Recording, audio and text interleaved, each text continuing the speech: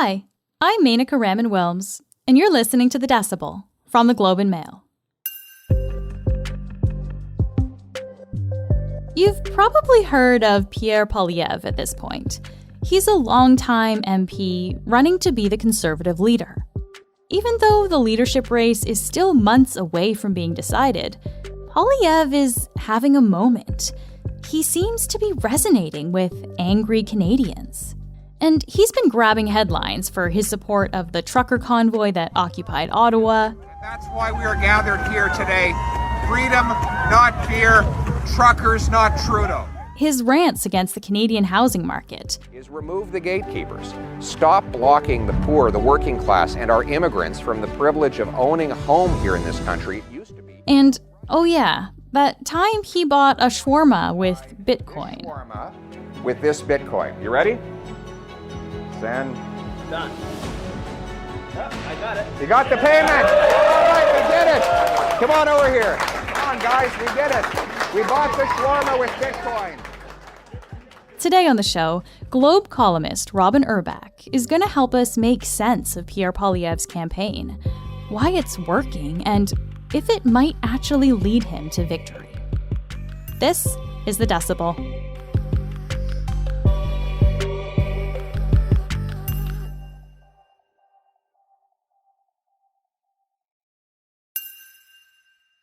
Robyn, it's great to have you on the podcast. Thanks for being here. Thanks for having me. For listeners who may not be familiar with Pierre Poilievre, can you just describe what he's like? Sure. Well, he is a guy who has been in politics basically his whole adult life.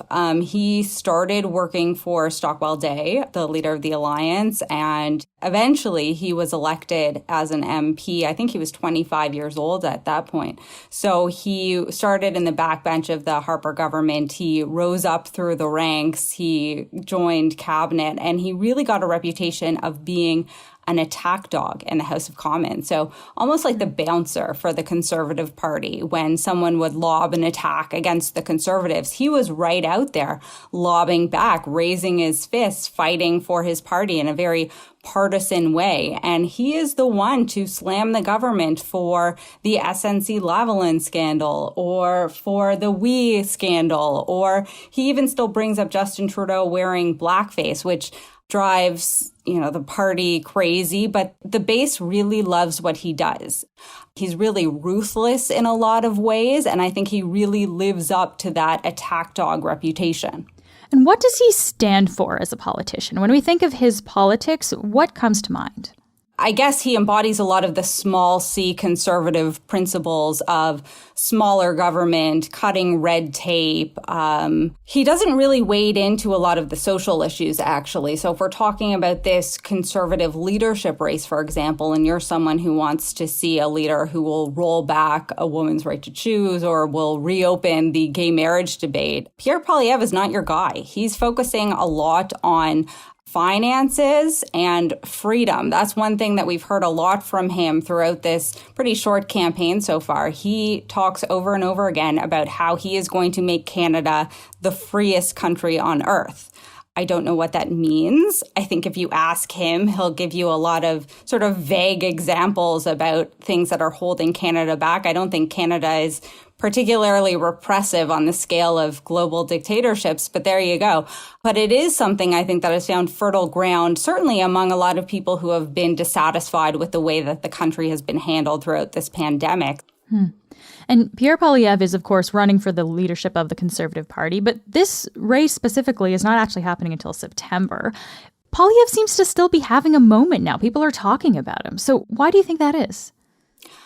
I think it's two things, really. One, I think, is that the ground is fertile for a populist politician to really take root. And I think a lot of that has to do with the situation that all of us have been in for the past 2 years. I mean, we have been subject to changing restrictions. Now we're facing inflation like we haven't seen in years and years and years. So we've been let go of jobs, rehired, told to go home, told to come back to the office. There's so much frustration over changing mandates. And now you look around, you think, okay, well, the groceries that I paid for a certain amount just a couple of months ago, they're so much more expensive now. And to fill up my gas tank is so much more expensive. And nobody's giving me really great answers. Of course, the answers are there if you want to look for them. But I mean, to the average person, things are not great. So I think the ground really is fertile for a populist politician like Pierre Poilievre to come out and say, these gatekeepers are holding you back. I'm going to come in. I'm going to make your life more affordable. I'm going to make it so that you can feed your family or buy a house or get a better job or whatever it is that you want to do, and vote for me, and I'll be the one to do it. And I think the other aspect of why he has so much momentum right now is that he is a very skilled politician. And that's an insult or a compliment, depending on your view of politicians. But he talks to people. He understands what their concerns are, and he channels that into political attacks, political slogans, and other things that he can use for his campaign. So love him or hate him, I think you have to admit that he really knows what he's doing when it comes to rallying a crowd and talking to people. And I think he's harnessing this moment so well. And when we're talking about harnessing this moment, you mentioned there, Robyn, that, everything is costing a lot more now, and we're really starting to see that. Housing is, of course, one of these things that costs us a lot of money these days. And Poilievre kind of tapped into this because he posted a video about housing earlier in April, and it's being widely shared. Can you just, first of all, describe what this video was that he posted? Basically, it's him standing in front of a tiny, nearly $5 million house in Vancouver. I think we've all seen these houses that look like they could fall over in 5 minutes, and it will cost you like your firstborn son to be able to buy it. And he's basically lamenting the fact that young working or middle-class people, they can't afford homes the way that people could 40 years ago. And I think what made this video so effective was that he was really channeling and mirroring the angst of a generation that looks around and thinks, I'm never going to be able to afford a home in the neighborhood I grew up in the city I grew up in, or even in the province I grew up in. And it's refreshing in a way to not hear just a politician talk about these issues and throw money at it and say, it sucks for you kids that you can't afford a house. Here's $1 billion that won't go anywhere. He's embodying that frustration. And I think when you're that frustrated about a system that you think is holding you down, and I think when it comes to housing, it really is an oppressive system for someone who wants to break in. I think it really resonates when you hear a politician not just talking about the issues, but really representing the emotions that come with it. And he uses the term gatekeepers in this video. Robyn, what does he mean when he's using gatekeepers? I think a gatekeeper is whatever's in your heart and whatever's in the blackest part of your heart. I think he's using it in this case to talk about municipal officials who are levying these enormous fees on developers that stifle development and keep cities from seeing massive sort of increase in properties and the supply of housing, but he's used it in all sorts of different capacities. He talks about gatekeepers in business. He talks about gatekeepers when it comes to climate, the gatekeepers who are advocating for carbon taxes. He talks about gatekeepers in government, the people in government who are wasting your money or are levying new taxes or who aren't listening to you or who are rewarding their friends with contracts and things. I think it's sort of a fancy way of saying the elite, but the elite is probably something that we talked about back in 2015. This is the 2022 version of the elites. And I think it's purposefully vague because it can be whatever you, the listener, think it is. So whoever in your life you feel is holding you back or is keeping you from achieving the prosperity that you seek to have in this country, well, that's a gatekeeper, and that's the guy or the girl that Pierre Poilievre is going to work to defeat. I also want to ask you about his rallies, because he has been campaigning and holding rallies here. What has that support been like on the ground for him? It's been astronomical, and I think it's surpassed what was initially thought. I think initially a lot of people sort of looked at the numbers that Pierre Poilievre was getting on social media, and he was doing really, really well. He'd post these long polemics about seemingly, not that interesting stuff. He talked about monetary policy and other things that might make your eyes glaze over, but he was getting hundreds of thousands of views in a relatively short period of time. And I think the question was whether that would translate into actual bodies and seats when he starts campaigning. So he's getting these enormous crowds. They're excited in a way I don't really think that we've seen for a conservative leader or would-be conservative leader in a really long time. How much of an indication are these crowds of his position in the actual race? That's really hard to say at this point. The people who are coming out to see Pierre Poilievre, I mean, we've had interviews, people have talked to them, and some of them are borrowed or perhaps stolen from Maxime Bernier's People's Party. So we know that he's pulling in some new people. I think he's engaging previously disenfranchised voters who thought, well, there's no one here that really speaks to me. This guy does. I think when people hear about Poilievre kind of drawing support from the People's Party, they see him embodying this populist figure, essentially. Is he kind of like the Canadian Trump? Like, is that a fair comparison? I don't think so. I think they're both populist, but Pierre Poilievre as an individual, he is kind of bookish and nerdy. And I think he actually comes by his convictions honestly. You can hate his convictions and you can hate what he stands for, but I don't think he's putting it on. Whereas I think with Trump, he would go wherever the wind was blowing as long as people were calling his name and saying how great he was. So I think they're different in that sense. And I don't think Poilievre has much interest in social issues, really. I think he is interested in financial issues and economic issues. He has talked a little bit about things like medical assistance in dying. He doesn't think that mental illness, for example, should be a qualification for eligibility. But for the most part, he's not interested in those things. And I don't think we see him gunning for support by sort of selling himself out in a way that I think Trump did. The other thing is that Pierre Poilievre has been really forthright about cutting red tape around immigration. So one of his big promises is that I'm going to make it so that if you are qualified to work X, Y, and Z in another country, I'm going to make it easier, faster, and more cost efficient for you to come here and be able to do that same job here in Canada. I don't think we'd ever hear something like that from Trump. He'd talk about a wall keeping out even the most qualified doctors. So he does seem to be focusing in on young voters. Are there other ways, I guess, that he's trying to court this group as well?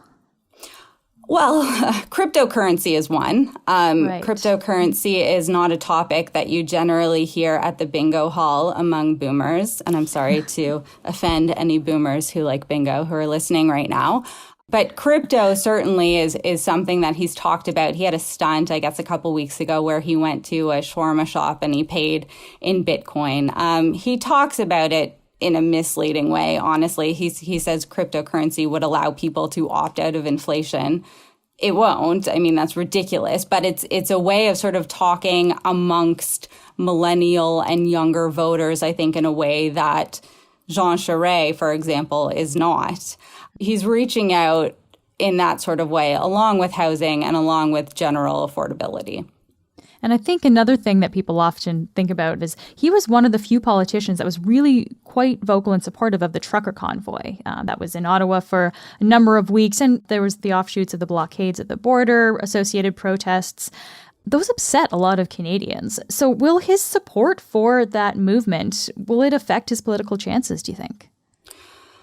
That's a tough one. I mean, Jean Charest said earlier that it would disqualify him from being a political leader, his support for illegal blockades. And I think actually that was a bit of a misstep for Jean Charest, certainly in this Conservative leadership campaign. I don't think it's going to hurt Pierre Poilievre in the campaign. In terms of among the wider electorate, it's hard to make a prediction, and they say that only idiots make predictions in politics, but I have been called worse things. So I will make a prediction and say that I don't actually think it's going to hurt him a couple years down the line, because let's say we have an election in 2023 and Pierre Poilievre is the leader of the Conservatives running against Justin Trudeau or maybe someone else, Chrystia Freeland, Anita Anand. To you and I or other observers who saw the trucker convoy as a real affront to our sense of decency, it blocked borders, people were held hostage in Ottawa for weeks. I think a lot of us were rightfully upset about that, and there was a visceral reaction I think that a lot of us had, but a couple years down the line, I don't know that we'll have that same visceral reaction. Memories fade, and we'll kind of think of it like, oh yeah, there was that convoy for a while. That was a bad thing, and kind of move on. Whereas the people who were part of the convoy or who supported the convoy, Pierre Poilievre was one of the few politicians who was actually speaking to them and wasn't speaking down to them. And I think that's something that in politics people remember. Yeah, this idea that he's actually going beyond the Conservative base is a really interesting one. And it's not just anecdotal. There was actually an Abacus poll that came out in early April that showed exactly that he was kind of crossing party lines with his appeal. Yeah, the poll showed, I think it polled a few thousand people or so, and half of them agreed with his message in his leadership launch. But what was more interesting in that Abacus poll was that there was a really sizable minority of people who are liberals, NDPers who vote for the Green Party, who also said that they agreed or strongly agreed with his message. So that's telling you, I think, that he's reaching beyond the party base in a way that I don't think a lot of people anticipated at the outset of this campaign that he would be able to do. Poilievre may have momentum now, but I guess what does that mean for his chances of actually winning the leadership race? When we're looking ahead a few months here, Robyn, does it look like he's going to actually kind of maintain this front-runner position? Historically, frontrunners haven't done too well within this party. Maxime Bernier was a frontrunner a couple of years ago, and he just lost pretty narrowly, but he lost anyway. And Peter MacKay was also the frontrunner in the last Conservative leadership race, and that was a bit of an upset for him. I don't think Pierre Poilievre is running the front-runner campaign that Peter MacKay was. MacKay's campaign was more of a coasting campaign. He didn't really offer a whole lot. He was just sort of gliding his way to the leadership, and he got derailed, obviously, along the way. Pierre Poilievre, I don't think he's going to do that. He's continuing to build off of that momentum, and it's serving him well. The challenge, of course, is that this is a ranked ballot voting system. So I think the indication is that Poilievre is really trying to win on the first ballot, which is a tough thing to do. But if he doesn't do that, he needs to be ranked down ballot for some of the members who are supporting Jean Charest, Patrick Brown, Leslyn Lewis, etc. So he needs to sort of temper his attacks in a way. It's very hard to say, Jean Charest, you're a liberal, you shouldn't be running for the leadership of the Conservatives, and then say, oh, by the way, people who are supporting Charest, maybe consider me down ballot. So it changes the dynamics of a race in a way that we don't see, for example, in a general election. But I think he's going to keep going with the momentum. I think he is seeing a lot of support. He's going to keep at it. I don't see him coasting his way to the finish line. It's not his style. Just lastly here then, we've been talking about Poilievre's chances in this leadership race. What's really important here, though, is the Conservatives want to win a general election. Is Poilievre the kind of candidate that could win across the country for the Conservatives? I think he could. I think we're seeing indications of the broader appeal that maybe a lot of people were skeptical about. It's hard to say what the political landscape will look like in a couple of years. We don't know if Justin Trudeau is going to hang on for another round. I would say it's probably unlikely. So in that sense, Poilievre is a riskier choice than, say, a Jean Charest, who is more centrist and certainly has that broader appeal. But maybe that's not what the country will be looking for in a couple of years. Maybe they'll want someone with really bold ideas who can channel their frustrations, their anxieties, their priorities in a way that Pierre Poilievre can. He may have to shift his approach, though. I think what we've seen from Poilievre, really, as long as he's been in politics, is that he is this real attack dog who will go after anyone. So even when he was in cabinet in the Harper government, he was still sort of on the offensive, right? Like the opposition would say something to him and he'd bite back twice as hard. And certainly we're seeing that with him in the opposition benches now when the Liberals are in charge.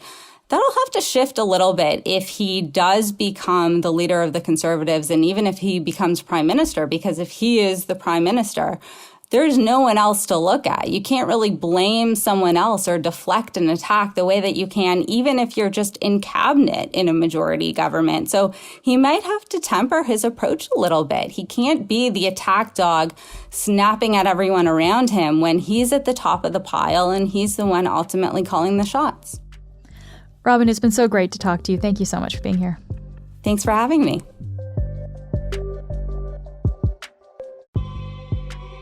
That's it for today. I'm Menaka Raman-Wilms. Michal Stein helped edit this episode. Our producers are Madeline White and Cheryl Sutherland. David Crosby edits the show. Kasia Mihailovich is our senior producer, and Angela Pacenza is our executive editor. Thanks so much for listening, and I'll talk to you tomorrow.